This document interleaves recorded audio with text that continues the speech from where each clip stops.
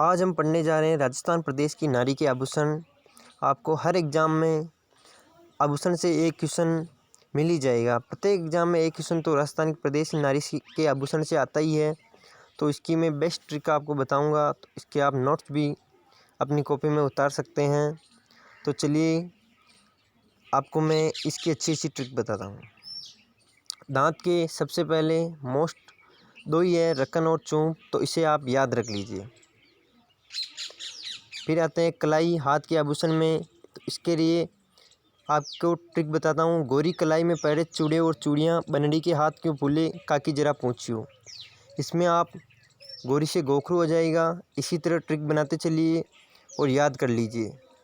इसे बार बार देखिए, ये याद हो जाएगा। इस वीडियो को 2-3 बार देखने पर आपको वैसे भी याद हो जाएगा। फिर आता है कमर।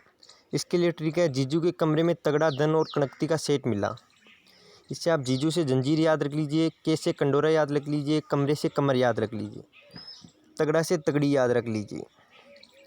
फिर आता है बाजू। इसके लिए बाजू तक हार पहन अन्नू बेटी क्योंकि ओढ़ते हैं टेढ़ी।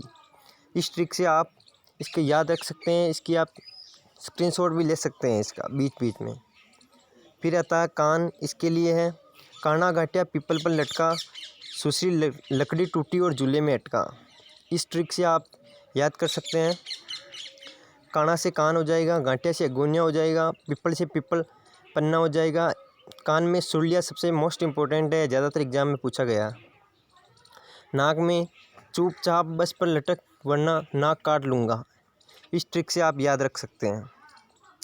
फिर आता है गला। इसमें तुम पाँचों बाजार की गलियों से होकर जाना और चुपके से सारा माल तुला आना। इस ट्रिक से आप याद रख सकते हैं। इसकी आप स्क्रीनशॉट ले लीजिए और बाद में कभी भी देख सकते हैं।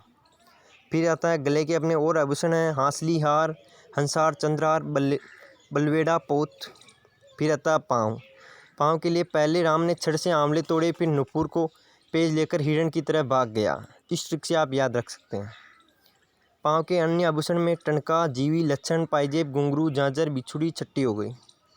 फिर आते हैं सिर मस्तक के आभूषण। इसमें शीशे में शक्ल देखिए, टेडी बियर मांग रही है। इस ट्रिक से आप याद रख सकते हैं। धन्यवाद।